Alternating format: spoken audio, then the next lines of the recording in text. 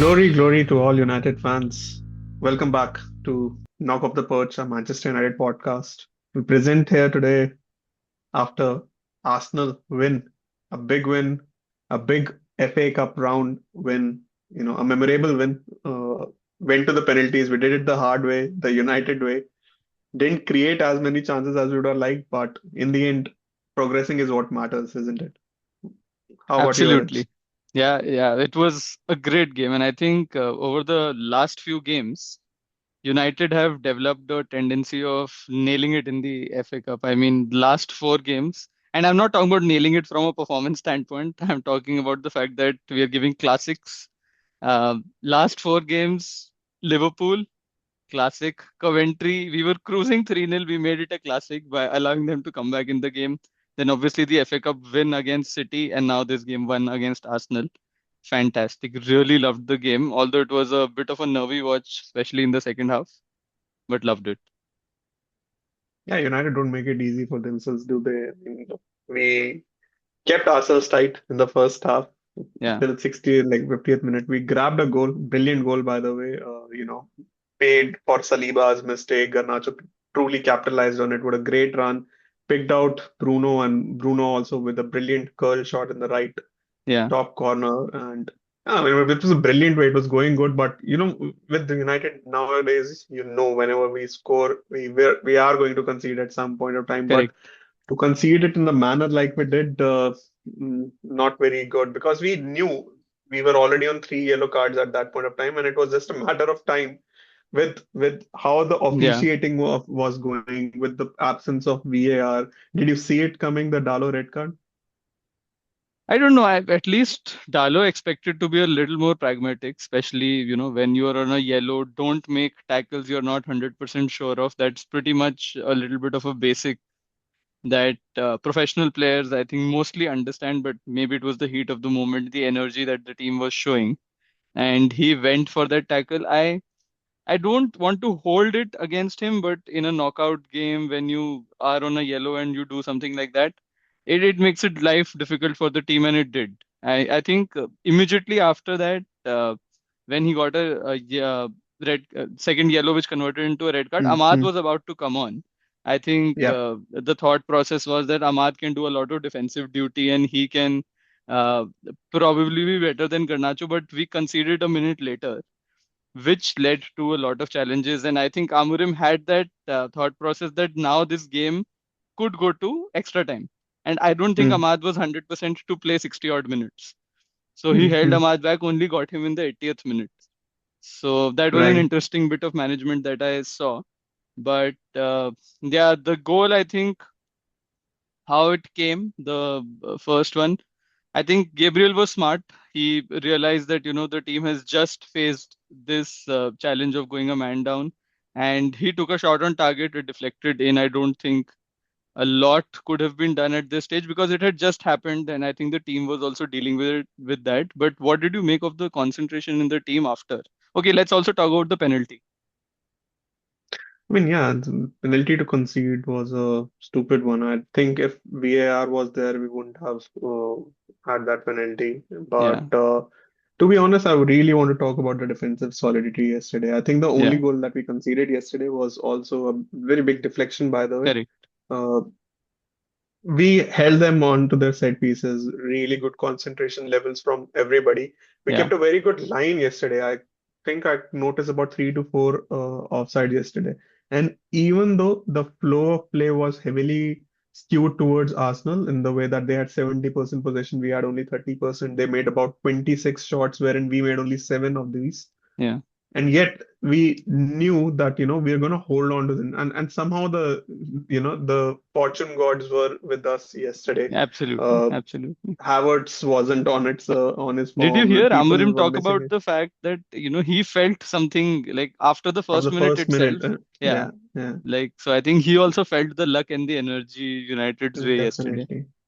Definitely, and I believe it was, even after conceding the penalty, you have to come back from it.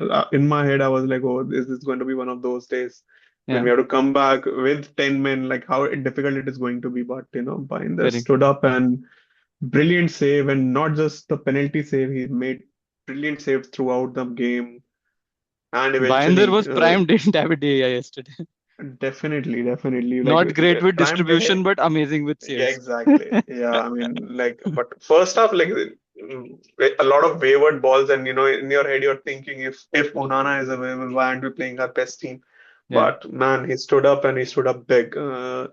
Saved No, the so there was a penalty, lot made of crucial talk about saves. Binder playing. In my head, I was always comfortable because the goalkeeper needs to be given at least the domestic cup games, your second goalkeeper. Otherwise, he's not playing any game throughout, which is Mm-hmm. just a little, harsh on the goalkeeper as well. And he made the best of it. I mean, the last chance he got was against Tottenham, and there Yeah. he didn't really um, had a good report of himself, so to say. But this one, he Mm-hmm. really stood out, and I think this is going to be a memorable game throughout his life. Definitely. So that's why I'm saying about we can't talk about this game in terms of very high quality of chances or anything, but Yeah, defensively we did brilliantly, and of course, Mahinder stood as the man of the match. There were other contenders of man of the match as well. There was yeah. Maguire and Delete as well. Both of them had brilliant games. What did you make of that? No, yeah, absolutely. And full kudos to the entire defensive unit. I think Martinez, Maguire, and De Ligt stood tall when it really mattered. And I think we have to talk about Maguire, man. I think couple of years before he was totally in the dumps. People were trolling him left, right, and center. He was stripped away of the captaincy. He was put very close to being sold to West Ham. For whatever reasons, he decided to stick around, and stick around he has. I mean, he's really stepped up, and whenever he's given a chance, I think a thorough professional is one thing that I really love about him. I think, has never, whatever these leaks, reports that come out, has never come out that Maguire has been an issue. He has always been, a team player, and his performances lately have been amazing. And yesterday was another example of that. So loved that. And Delict was also great, but that one tackle that really stood out. I mean, it was probably what, few centimeters from goal, Mm, and it was mm. I think, a for sure goal, and just managed to sneak in and hit it over the bar. Amazing, I think. And Licha as well. I think all three of our center backs were great. Yeah, you expect Licha to be, in and around the game. Whenever there's some aggression needed, Licha Yeah, is always there. We see that South American fire in Licha and Ugarte also. Ugarte also has also turned up. So again, like Liverpool, this was also a game in which almost all of the so team played well, and it was a great redemption arc for everyone, yeah. including Joshua Zirkzee, I believe. Oh yeah, Joshua Zirkzee. And so far I have always been of the opinion that Hoyland is a much better player, but over the last couple of games Hoyland has been missing. I think we talked about it in the review of the Liverpool game as well, that if one player I expected somebody to do a little more, that was Hoyland. And even yesterday, although you can say the service was not there, we didn't have the possession, etc., but could have figured out some ways to get involved, and Zirkzee did that. The moment Zirkzee came Mm, in, I think we made three substitutions at that point in time around the 80th minute: Zirkzee, Collier, and mm, Ahmad. And mm. I think Collier, especially, and Zirkzee as well, added real energy to the field at that point in time. I Definitely. think we were a man down, and I think Collier made up for two players at that point. It Yeah, almost yeah. felt like that. So that was great. And that, do you remember that Zirkzee dribble past three players?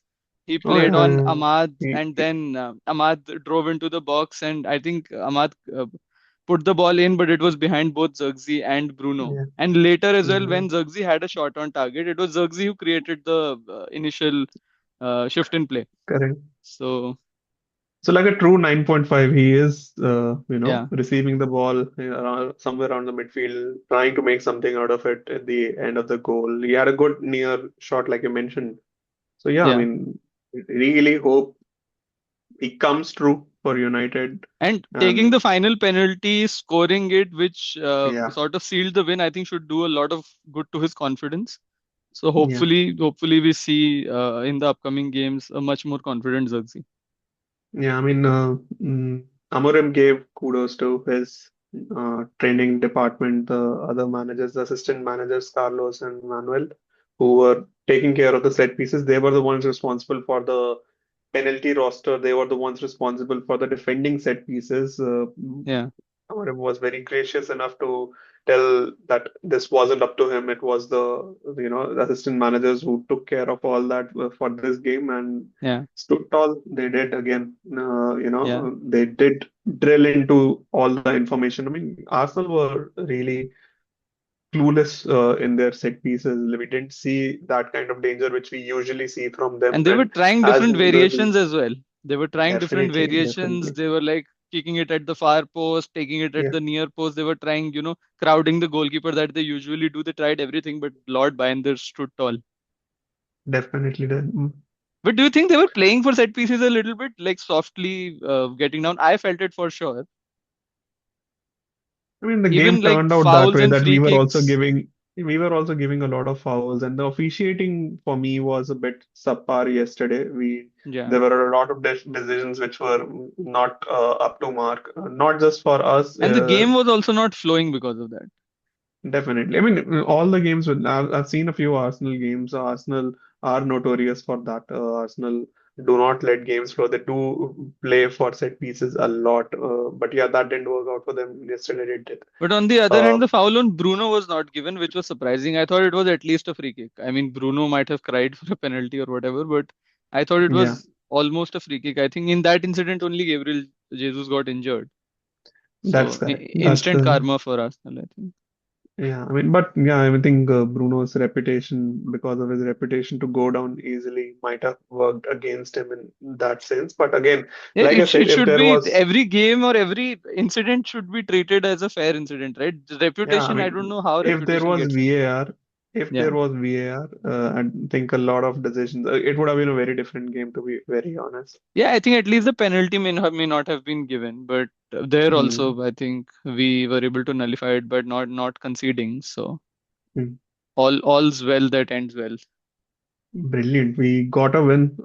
Next up in FA Cup is Roots Boys Leicester City at Yeah. home. We'll get to know the timeline of that very soon.